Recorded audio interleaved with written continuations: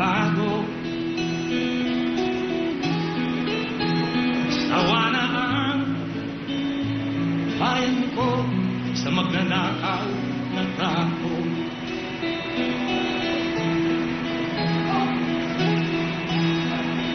Ladies and gentlemen of the press, please welcome the President of the Philippines, President Rodrigo Roa Duterte. Sa piling mo, di ko mawawala ang korupsyon. Just kindly sit down.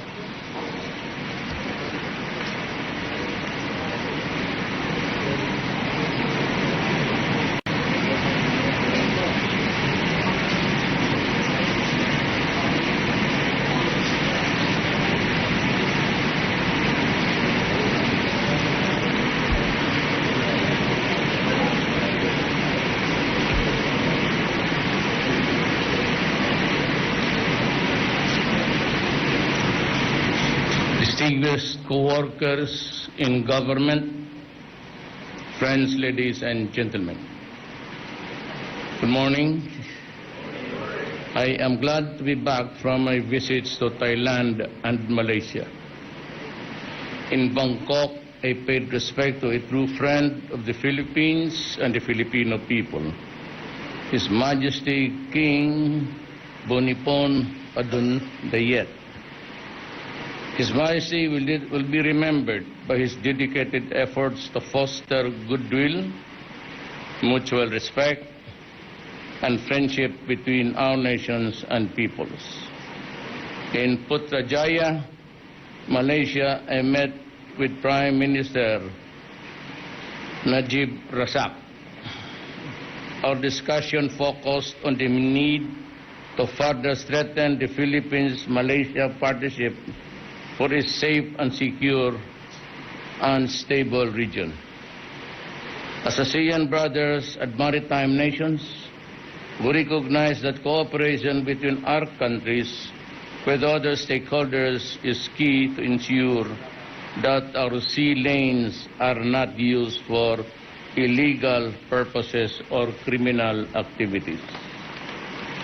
Earlier this year, we made headway with the signing of the framework for trilateral arrangement between Indonesia, Malaysia, and the Philippines on immediate measures to address security issues in the maritime areas of common interest.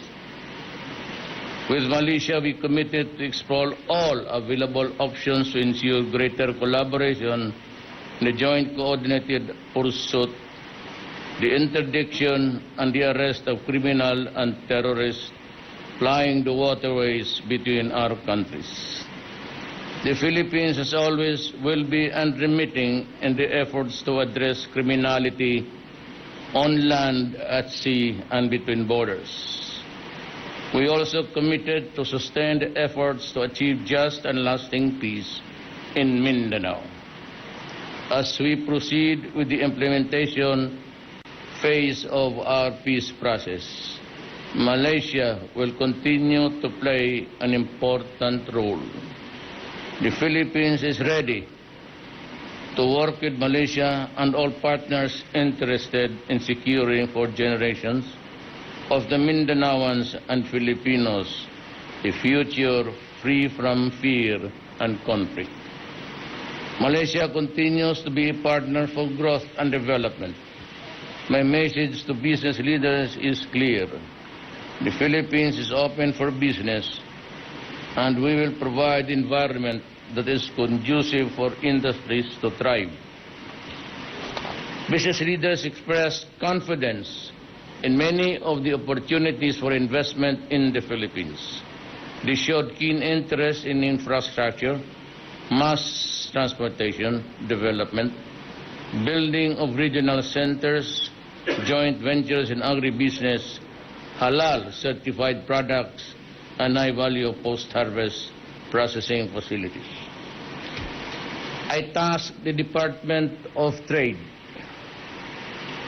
and Industry to follow through and ensure trade and investment with our 10th largest trade partner as it continues to grow, and I refer to Malaysia.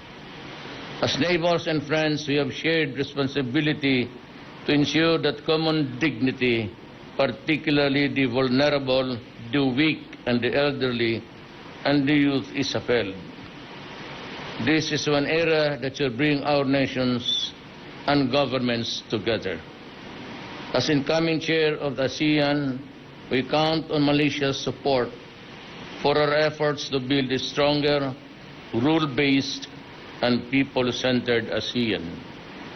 My visit to Malaysia showed that there are more areas of mutual interest that will bring our countries closer and make us work for the achievement of common goals. During these two visits, I strive to enhance our relation with our neighboring countries and explore more opportunities to further advance the best interest of our nation.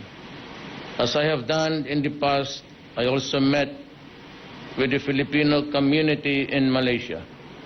I was humbled by their warm welcome. I reassured them that government will utilize all the resources at its disposal to make our country safe and prosperous place for them to better appreciate and experience once they finally come home to reunite and live with their families. Maraming salamat po. I can take a few questions. The first question, Mr. President, is from Jem Avancenia of TV5. Good morning, Mr. President. Welcome po. Sir, napag-usapan niyo ba ng Prime Minister ng Malaysia yung about sa MRT project nila for the Philippines? And kumusta ho yung meeting? Ano pa ho yung mga napag-usapan niyo? Well, most would really be focused on infrastructure, pati agribusiness. Lahat yan, and there's a lot of projects on deck. So I would say that it would keep our country busy in the coming months. But by the way, I have to remind you that if there will be a lot of projects on the streets, there will also be commotion and sometimes derailment of the traffic situation. But I said that is just a warning, and people will continue to complain, but then wala namang libre dito. There's always a drawback. But I'm sure that with the implementation in the coming year, and I would place it that maybe next year early, Kasama we na ho would have ito seen yung, the developments. kasama na ho yung sa MRT project nila po, ano? Kasama ho yun. Yan ho ang mauna that talaga because it involves mass transport, moving people. How about po dun sa, may plano ho ba sila to invest on palm oil? Ang tagal na nga yan eh. Problem actually, let me be very frank. Noon na may pumasok na dito, and as a matter of fact, they sent their agronomist, the guy who examines the soil for its appropriate plant.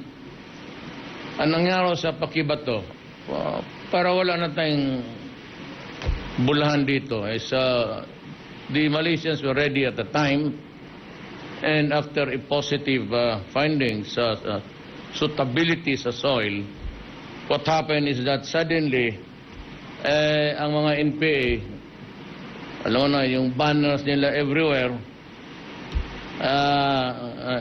just simply no to palm oil. And I asked them, bakit? Sabi daw ng mga expert, ang problema kasi nitong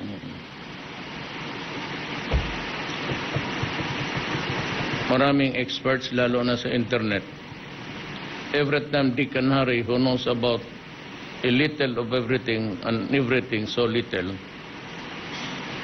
may sari-sariling Malaysia has prospered.